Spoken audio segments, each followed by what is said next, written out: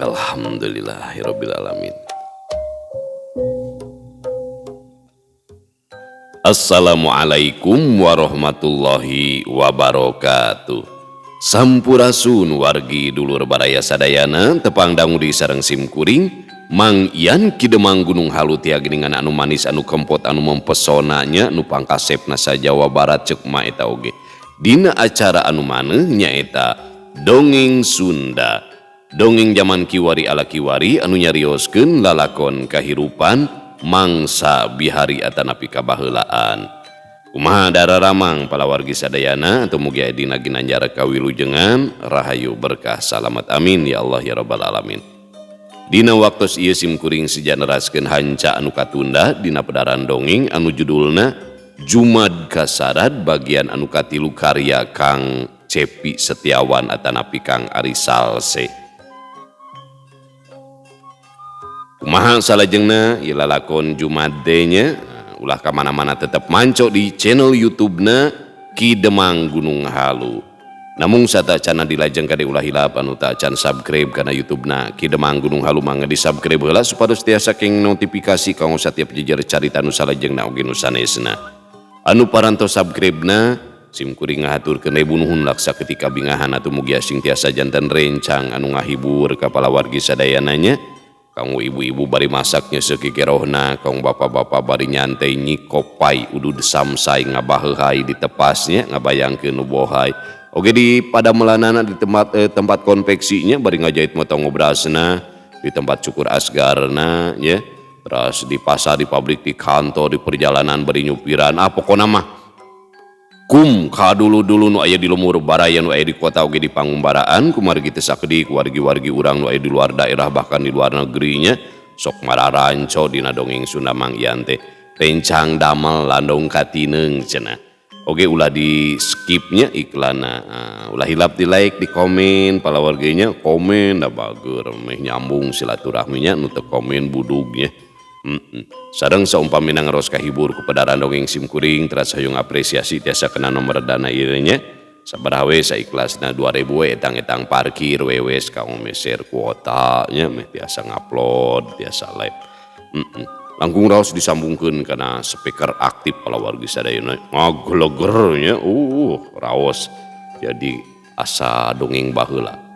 Supados tinyang kolongting kana waktos hayu ahurang sami-sami ngalejengkeun ilalakon Jumad Kasarat bagian anu katilu. Mangah kaparayun sadayana wilujeng ngadangukeun prung.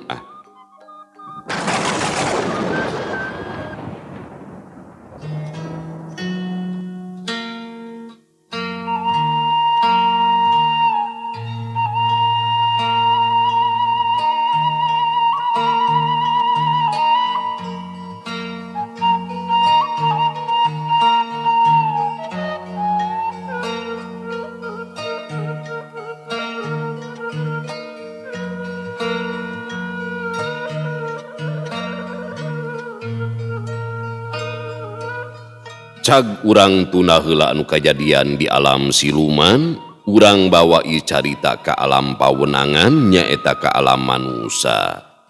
Nyaritakeun Mang Jumad anu harita keur nyorang jalan geusan mulang, reg Mang Jumad ngeureunkeun laju motorna basa rek ngaliwatan toangan, leng nyelanga huleng bangun aya anu dipikiran.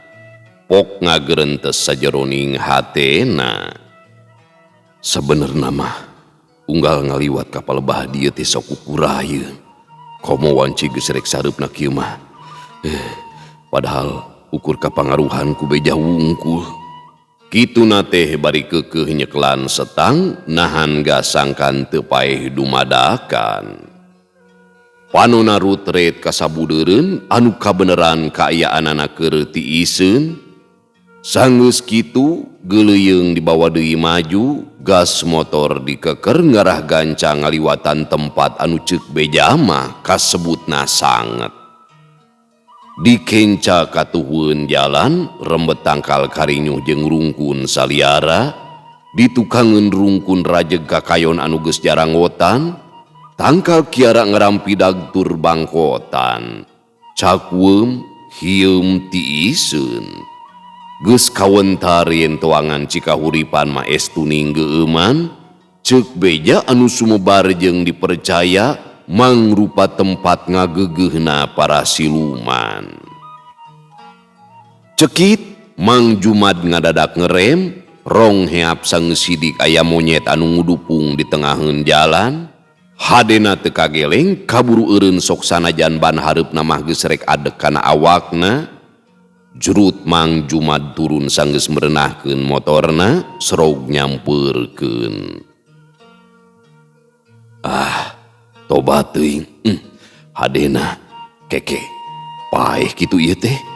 Pokna bari tuluy cingogo, gap dicekel saterusna ditangkarakeun, nyah monyet teh beunta. Hirup keneh geuning, duh karunya teuing. Barang red kana sorot panonna monyet, Mang Jumad ngadadak ngahelas, teteupna pikarunyaeun pisan, teu sirikna ngebrehkeun naon anu keur dirasakeunana. Mang Jumad teu burung katoel hatena pikeun nulungan sabisa-bisa, rageyeung awak monyet teh dipangku tuluy dibawa ka sisi jalan. Sakujur awakna dititenan saha nu nyaho manggih tatu anu getihan, barang gap kana palebah suku kencana, gebeg Mang Jumad ngarenjag. Eueuh, geuning potong, deudeuh teuing nepikeun ka ngaplek kieu. Teu mikir panjang, baragadal muka baju, berewek leungeun kamejana disoehkeun, tuluy dipake ngabengker suku monyet sangkan teu ngaplek. Wayahna nya, ku kami dibengker ieu, kade ulah nyakar atawa ngegel. Ceuk Mang Jumad bari imut. Sakadang monyet kawas nu ngarti yen dirina teh keur ditulungan, ukur cicing we bari panon mah keukeuh anteb teu leupas teutepan. Sajorelatan Mang Jumad bet kapikiran awahing ku ngarasa heran. Ieu monyet teh meuni bager-bager teuing, monyet ingu anu ngahaja dipihceun kitu, atawa memang sifatna anu beda ti nu lian. Gerentesna sajeroning leungeunana lian suku nu tatu. Sanggeus beres, ras inget kana keresek anu ngagantung dina setang, eusina buah apel 3 siki. Mangrupa pesenan pamajikanana anu keur nyiram, geus 3 poe ngaeh wae hayang apel beureum cenah. Nya harita Mang Jumad kakarabisa nedunan, sanggeus nampa bayaran ti pakulian. Kuniang nangtung leos muru motorna, teu lila geus balik deui bade ngeupeul apel sasiki. Yeuh, ceuk Mang Jumad bari ngasongkeun. Monyet teh hideung nampanan, panonna keukeuh melong ka Mang Jumad anu cingogo di hareupeunana. Kuring rek balik, pek daharnya singgera cager. Kituna teh bari ngusapan. Kuniang Mang Jumad nangtung deui, saterusna ngoloyong, celak kana motor, gujes diselah sababaraha kali. Gerung sorana meupuskeun kaayaan anu simpe di wewengkon toangan. Memeh maju, ret Mang Jumad ngareret, belenyeh imut, cekrek ngoper gigi dius indit deui. Kuniang Mang Jumad nangtung deui, saterusna ngoloyong. Celak kana motor, gujes diselah sababaraha kali. Gerung sorana meupuskeun kaayaan anu simpe di wewengkon toangan. Memeh maju, ret Mang Jumad ngareret, belenyeh imut, cekrek ngoper gigi dius indit deui.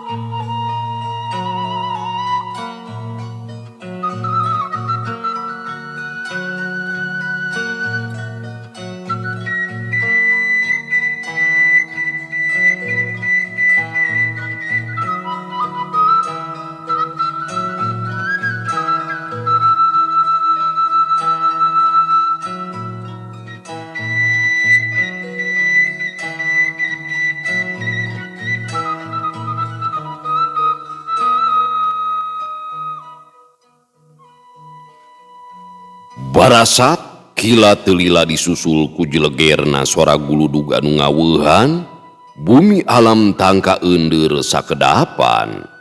Mang Jumat teu buru ngarenjag, ret ka awang-awang, langitna beuki hideung, sakedeung deui oge baris turun hujan. Seor, dadak sakara angin seah ngagelebug nyapukeun kalakai tangkarabeng.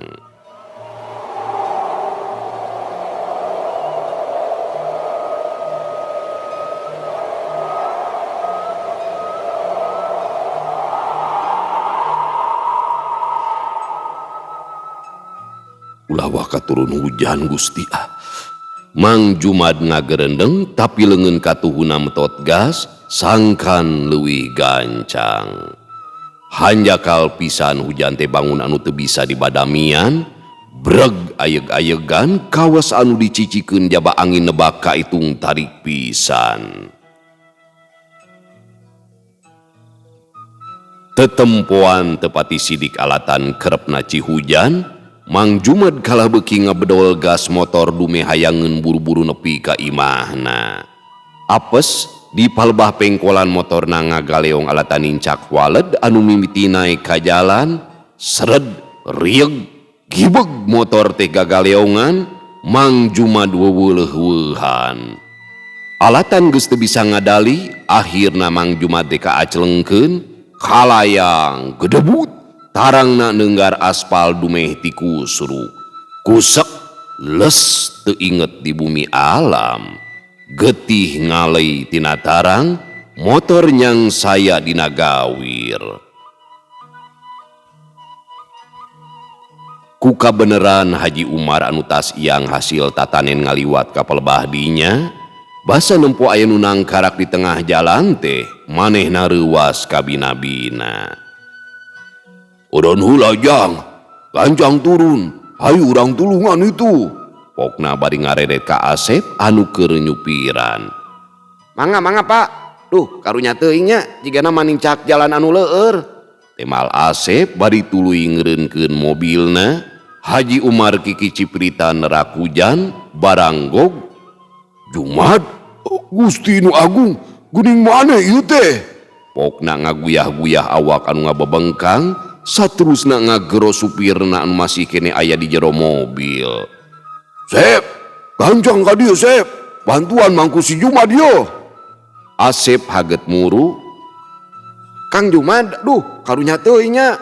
Urang gotong Sep, urang tuluy bawa ka rumah sakit. Mangga pak.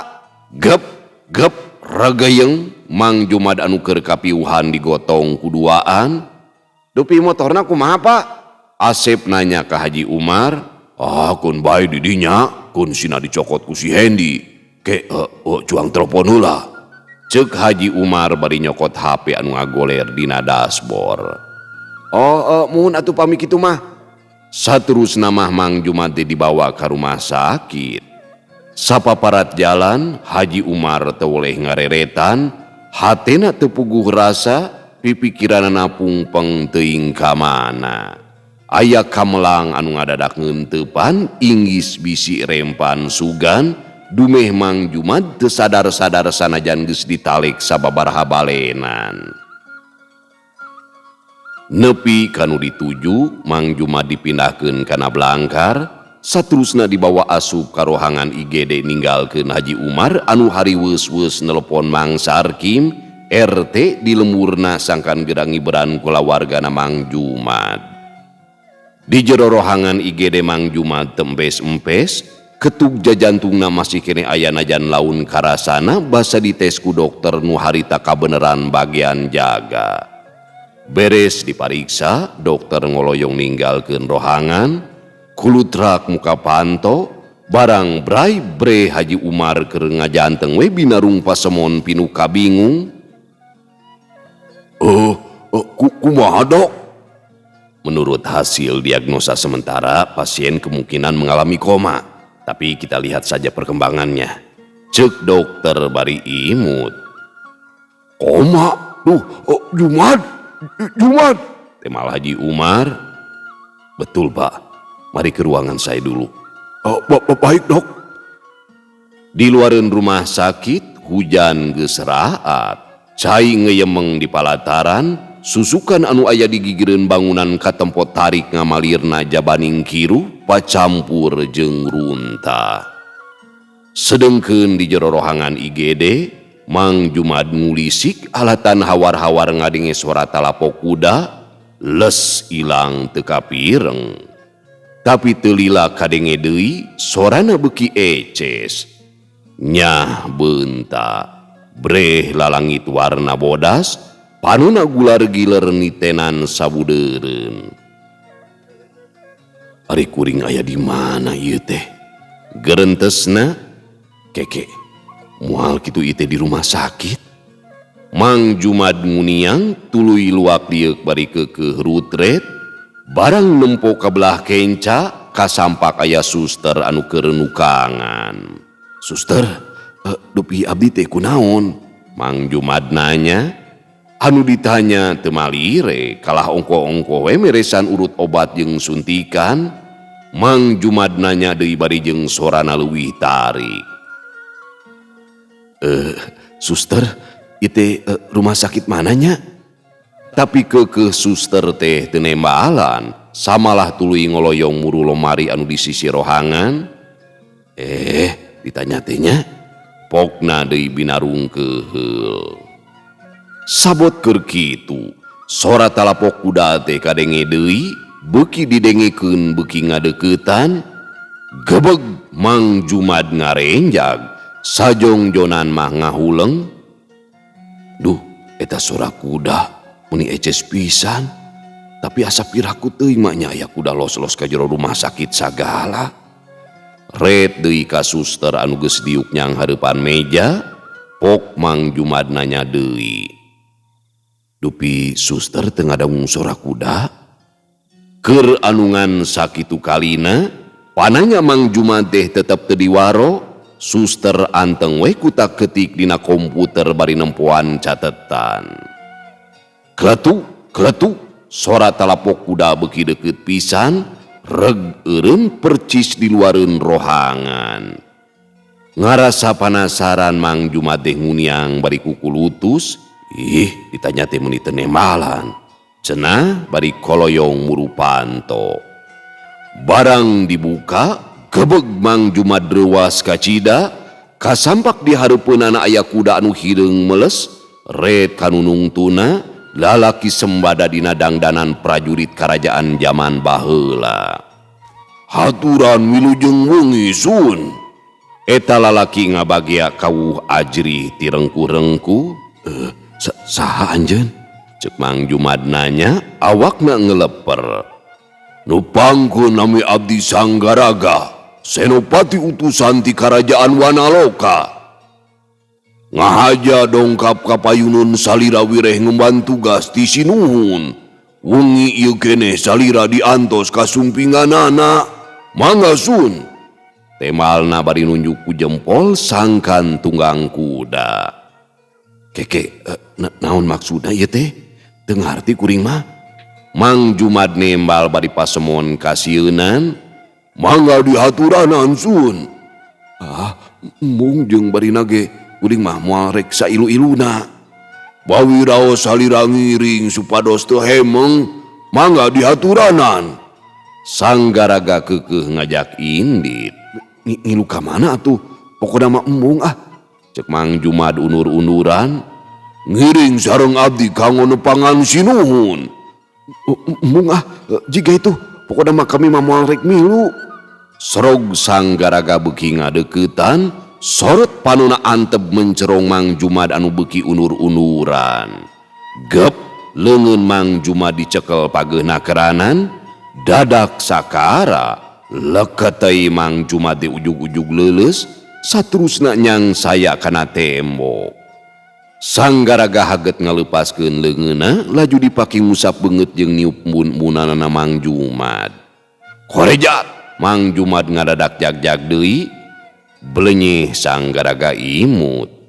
Mangga sun, salira nuju diantos pisan ka sumpinganana. Usahanya Mang Jumad nanya pas semona katempo tenang ayeuna mah. Usinuhun sun, mangga diaturanan tunggang kuda. Oh, hayu atuh. Tema Mang Jumad bari ngoloyong muru kuda, sangus deket kalacat kana tonggongna. Gep tali kadali teh dicekel ku sanggaraga nu nangtung di gigireun kuda, sangus kitu manehna ngalengkah ninggalkeun eta patempatan. Mang Jumad anjeun ceuleuh dina tonggong kuda, pasemon beungeutna tiis, teuteupna kosong molongpong bari jeung teu loba omong.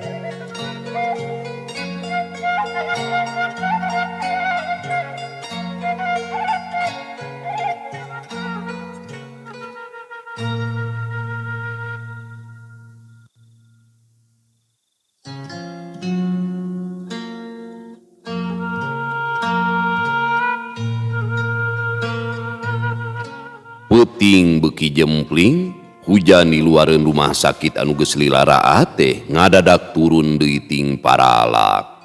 Teu gede tapi ngaririncik, nepikeun ka cai anu murag tina talang kaitung lumayan, hawa tiris beuki nerekab nepikeun ka jero rohangan IGD. Lampu bodas ngagenclang, bau obat nyambuang. Di jero rohangan sababaraha pasien katempo keur ngaguler dina ranjangna sewang-sewangan, aya anu ngalempreh tempes-empes, aya anu humarurung, aya oge anu paguneman jeung kulawargana.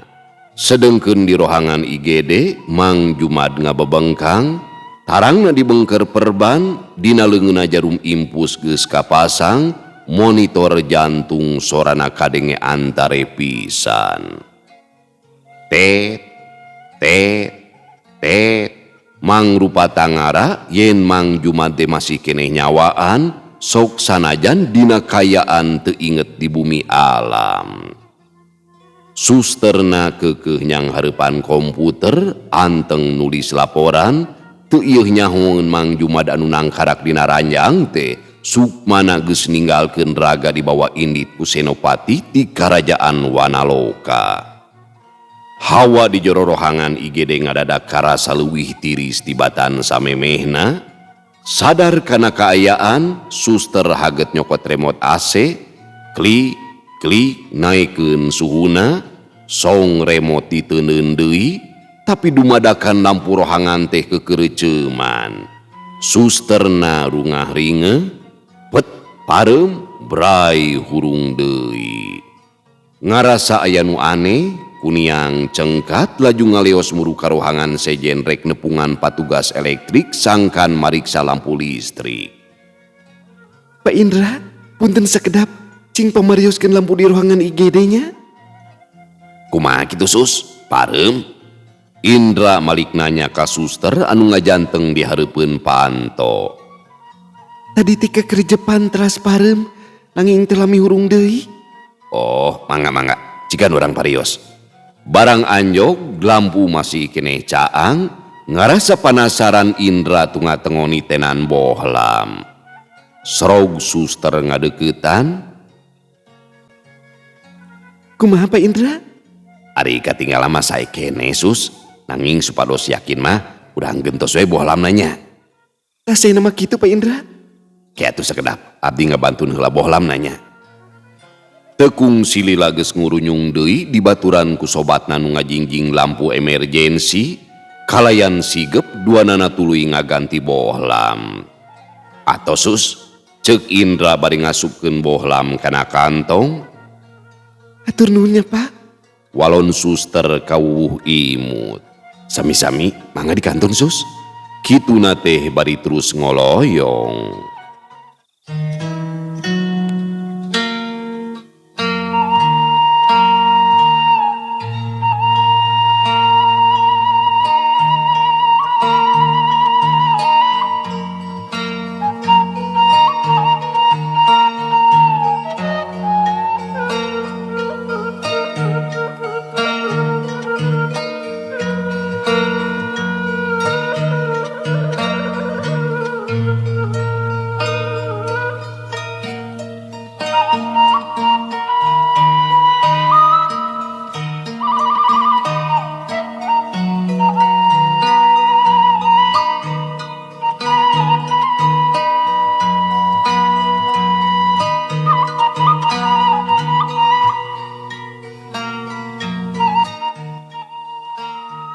Mang Jumad anjeun ceuleuh dina tonggong kuda bari jeung toloba nyarita.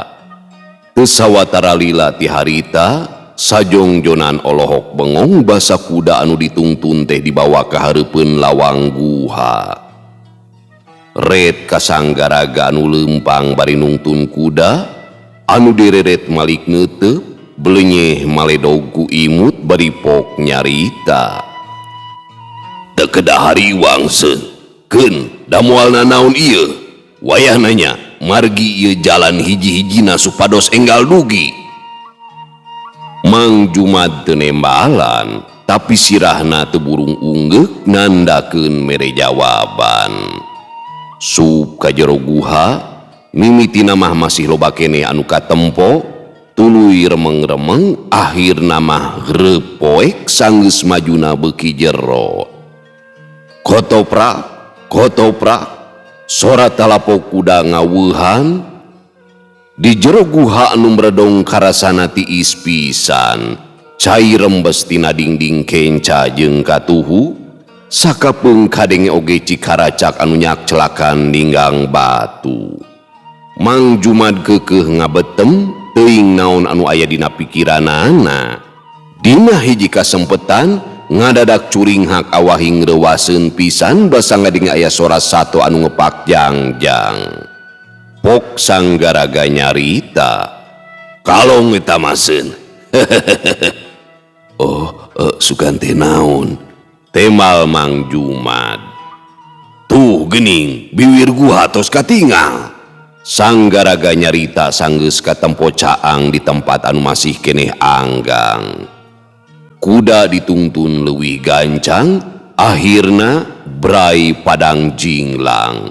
Bari jeung geus nyampak aya di sisi tegalan, Mang Jumad lain mah reuwas, tapi kalahkah ngarasa helok nempo kaayaan di sakurilingeunana.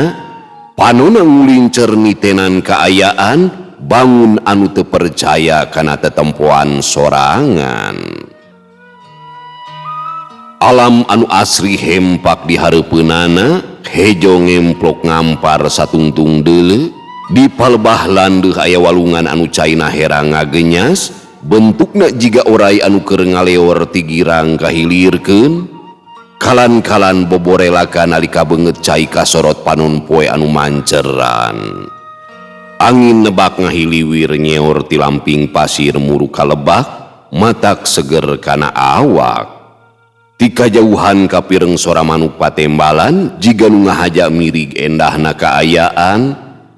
Tatangkalan ngajajar dauna ting arulang, latweh poho yen dirina kakaranyorang guha anu poek jeung matak ngundang kahariwang.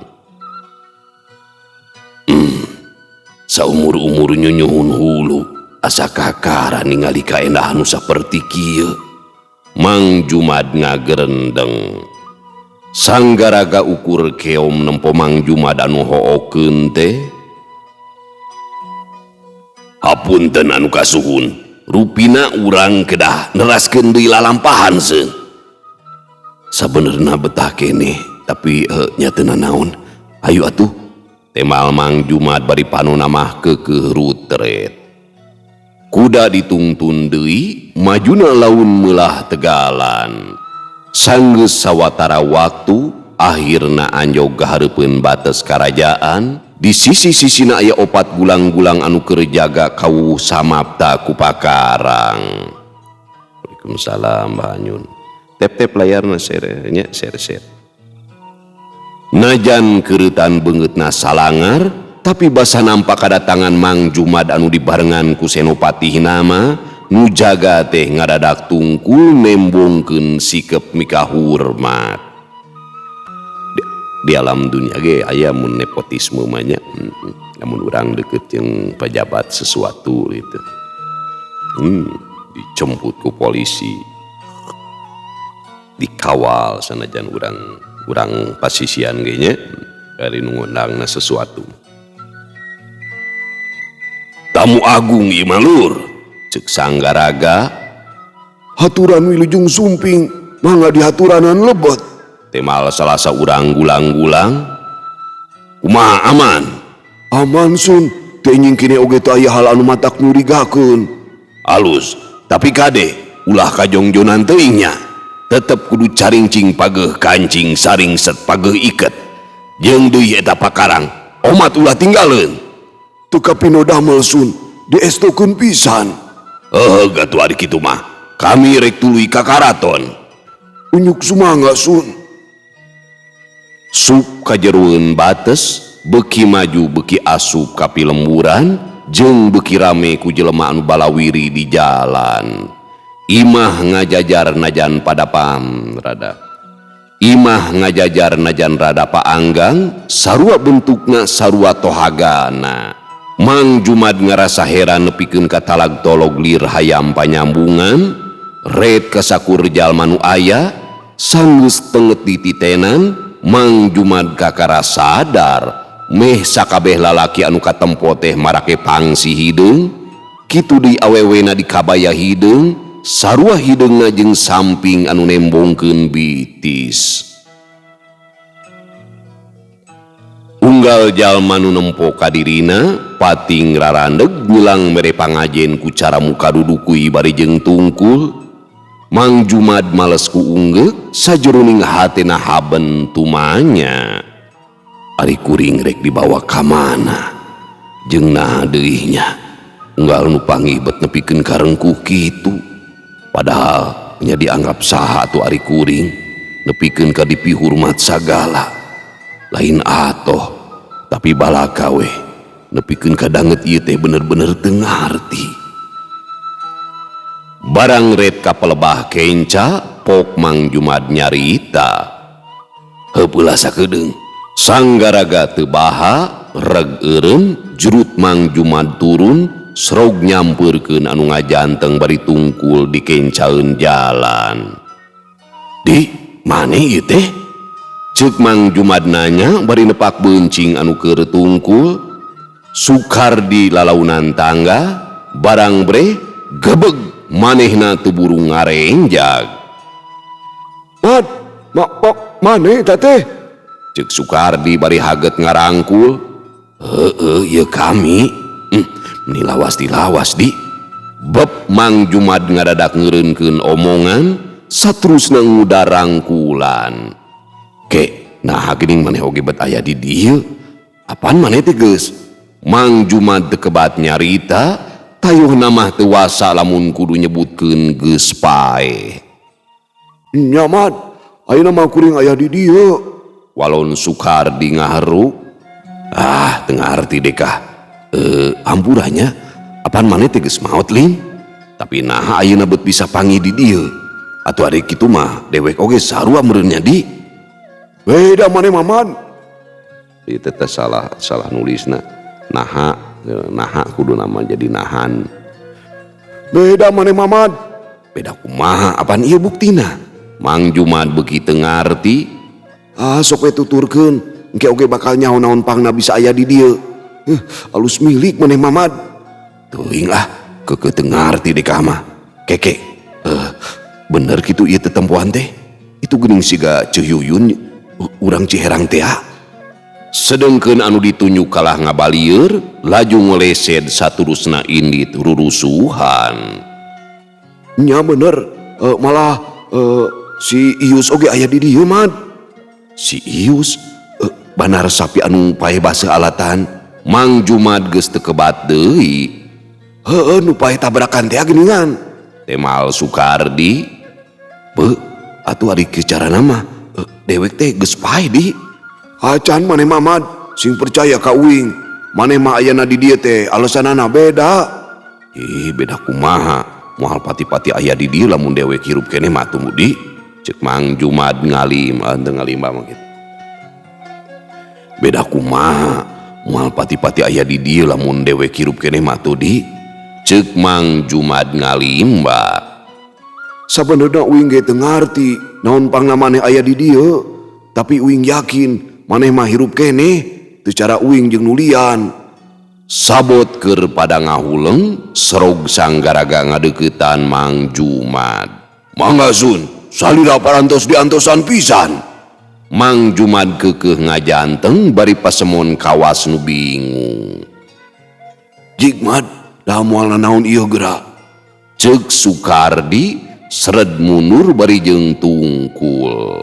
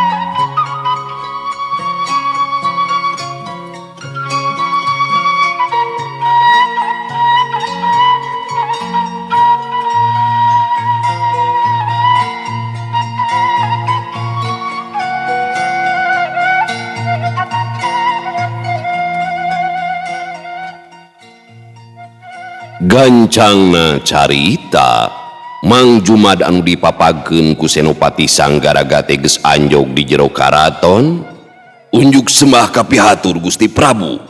Sanggaraga Cideku bari jeung nyembah. Sedengkeun Mang Jumad ukur sila bari hulang-huleng tepugu, tapi akhirna mah milu nyembah najan teu nepikeun kanungkulkeun sirah. Bagea Senopati, bagja nu kacida, Andika geus mulang bari nedunan pamenta kaula. Yap sina kadieu eta semah teh, sina diuk dina korsi. Teu kapino damel Gusti Prabu. Senopati nguniang tuluy ngajak Mang Jumad anu saterusna dipernahkeun diuk di sisi katuhu Sang Prabu. Mang Jumad ukur nurut, geek diuk tapi pasemona mah keukeuh teu rineh sanajan diuk dina korsi anu empuk, panonna rutret ngitenan kaayaan karaton nu sakitu agrengna. Pok Prabu Cakrawidarma ngandika, jadi Andika nu kungsi nulungan Pangeran Wijaya teh nya. Nulungan pangeran? Iraha teh nya? Cek Mang Jumad kalah malik nanya. Kaula kataji pisan ku sikep Andika. Saha geuning ngaran teh? Jumad seun. Nya Jumad. Andika teh geus nulungan anak kaula. Tah ku kituna sok geura nyarita. Ari Ki Jumad hayang naon? Sagala kahayang Andika ku kaula baris ditedunan. Itung-itung mulang tarima ieu mah. Hapunten anu kasuhun seun. Abdi mah keukeuh teu acan ngartos ieu teh. Cing atuh pasihan terang. Naon margina beuti canak ka ieu patempatan. Senopati, Prabu Cakrawidarma nyarita bari jeung neuteub ka Sanggaraga anu sila di hareupeunana. Nah teu dibejaan naon pangna Ki Jumad dibawa ka dieu? Cong Sanggaraga nyembah. Hapunten anu kasuhun Gusti Prabu. Isim abdi teu kantos masihan uninga. Mun ngajalankeun parentah supados tiasa ngabantun Ki Jumad ka payuneun salira. Paingan atuh ari kitu mah. Tapi teu nanaon, kaula sugem mah ku satia satuhuna Andika Senopati. Sanggaraga teu nembal, cong nyembah deui, saterusna engluk tungkul cara samemehna. Raden, geura munjungan ka Ki Jumad dieu. Sang Prabu ngandika bari neuteub ka Raden Wijaya. Unjuk sumangga Rama Prabu. Tembalna bari nguniang. Serog ngadeuketan Mang Jumad anu keukeuh katempo bingung. Mang Jumad bati olohok basa disampeurkeun ku Jajaka Kasep ngalempereng koneng. Dedegan awakna sembada, bajuna meh sarua jeung anu dipake ku Prabu Cakrawidarma anu dipapaes ku perhiasan emas jeung inten tinggurila. Sorot panuna liu lindu, matak nyecep kana hate, buukna hideung mules panjang nameh satak-tak, beungeutna teu boleh marah mai kawuh imut sinebaran. Kagambar pisan eta jajaka teh boga wibawa jeung sikep anu sopan. Kumaha we mang ian anu ngadongengna? Dik cek hayang we gitu. Emut keneh ka abdi mang? Cek Raden Wijaya nanya bari seuri leutik. Duh, unten pisan Aden, saha teh anya rumaos mamang mah lebeng ieu teh. Ah, maknya hilap. Sok emut-emut deui geura. Ki sekedap. Wijaya ngoloyong nyokot apel beureum dina meja. Serog deui ka hareupeun Mang Jumad, saterusna nyodorkeun apel anu aya dina cekelanana. Mang Jumad keukeuh teu ngartieun, red ka apel, manehna gigi deug. Tapi barang red kana teutepan Raden Wijaya, gebeg Mang Jumad reuwaseun, breh ngadadak inget eta teutepan teh sarua pisan jeung sorot panon monyet anu kungsi di tulunganana harita. Emut aya namanya. Cek Raden Wijaya bari imut. Asa piraku teuing. Teu mungkin. Mang Jumad ngagerendeng. Mun leres Mang, ieu abdi nu harita di tulungan. Nepangkeun Wijaya, putra Raja Agung Cakrawidharma ti Karajaan Wanaloka. Janten ieu teh Prabu Cakrawidharma haget mairan. bener pisan baraya. Eta teh anak kaula. Bisana panggih jeung Andika teh alatan ngalaman tatu sanggeus begalan pati jeung Denawakrama. Nya Andika anu nulungan Pangeran Wijaya, nu akhirna bisa mulang deui ka Wanaloka. Mang Jumad unggut-unggutan tandaning mimiti ngarti kana jujutan. Tah kukituna sok gerawak cah. Andika rek menta naon, sabab di henteu-henteu oge kaula jeung sakabeh rahayat Wanaloka geus kahutangan budi. Prabu Cakrawidharma nanya deui bari jeung neuteub antep. Teu aya anu dipikahoyong Sun. Abdi mah estu ning ikhlas nulungan, teu pisan-pisan pamrih. Hiji hal nu kudu dipikanyaho ku Andika. Di Wanaloka mah leuwih babari keneh mayar hutang pati tibatan mayar hutang budi. Sok geura nyarita, hayang naon? Teu aya Sun, abdi mah mung hoyong wangsul deui ka lemur we. Hawatos pun bojo bilih deudeupun. Babari ari urusan balik mah ngan wayahna ieu karaton kudu kaendongan heula. Kaula hayang ngajamu tong salempang, Andika bakal disenangkeun. Bisi lila teuing mah kaula menta waktu 2 poe pikeun cicing heula di dieu. Mang Jumad ngahuleng sakedeung, teu lila manehna nyarita. Sadinten mamangga abdi keresah. Hapunten teu tiasa lami, hawatos kanu dirorompok. Nyaan sakali deui kaula bener-bener kataji ku sikap jeung kaputusan Andika. Ngeunaan pamajikan mah teu kudu hariwang. Kaula ngajamin salila Andika aya di dieu manehna moal nepikeun kangalaman susah. Hatur nuhun pisan Seun. Tah kitu meureunnan. Wayahna Raden ye bawa Ki Jumad sina nyahoun kumaha endah jeung pikabetaheunana karajaan urang. Teu kapino damel diestukeun pisan nama Prabu.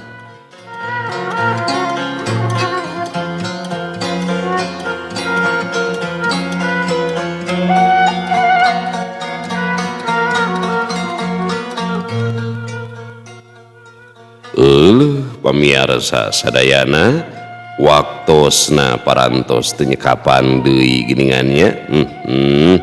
Nembe ayeuna kabukanya lalakon Jumadna mah giningan tah kitu gitu. Dina alur carita teh aya proses di mana nulungan makhluk gustinya nu sanesna teu apaleun yen nalika peuting-peuting nulungan anak monyet teh sing horengnya anak raja jin gitu. Tah giningan di kalangan bangsa jin ge nya aya istilahna naon teh hayang males kahadean gitu. bahkan tadi maosnya dina dongeng Jaka Bajul bangsa jin ge neangan pananyaan sarua gitu nyareat bahkan teu sakediknya aya nu nyareat bangsa jin teh ka bangsa manusia teh gitu ngawujud jelema we tatanya biasa gitu padahal bangsa jin kadang-kadang lagi dongengnya tapi da antara jin jeung manusia teh sarua gaduh kewajiban ibadah kehidupan nasami ya agama nasami gitu tangke antara manusia jeung bangsa jin teh di akhirat bakal silih sundrungkeun silih salahkeun cek manusia kuring kieu gara-gara jin cek jin saha gitu ya kuring teu ngarasa ngagoda eta mah jelemana we beuki gitu.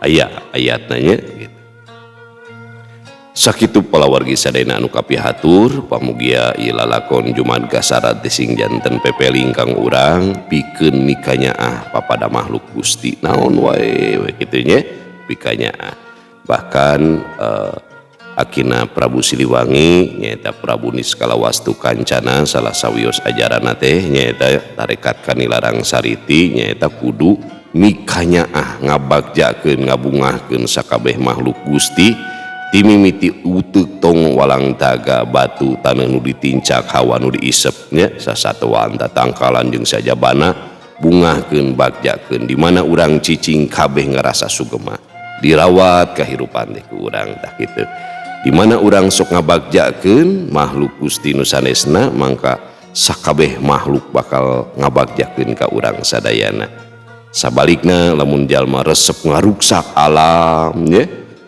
dolim gitu mangka da hiji mangsa mah gitu bakal dihukum eta jelema teh ku perbuatanana alam bakal ngahukum matak seringnya urang nguping anu mau digencet atau kumaha gitu wallahu alam nya mudah-mudahan sing janten pepeling kang urang sadayana sakitu anu kapihatur hapunten anu kasuhun bobot sapanon carang sapakan cag urang tunda dihanjuang siang urang teuneun dihaneulem sieum paranti nyokot ninggalkeun mangsa datang ka sampeur deui wallahu muwaffiq ila aqwamit thoriq wassalamu alaikum warahmatullahi wabarakatuh.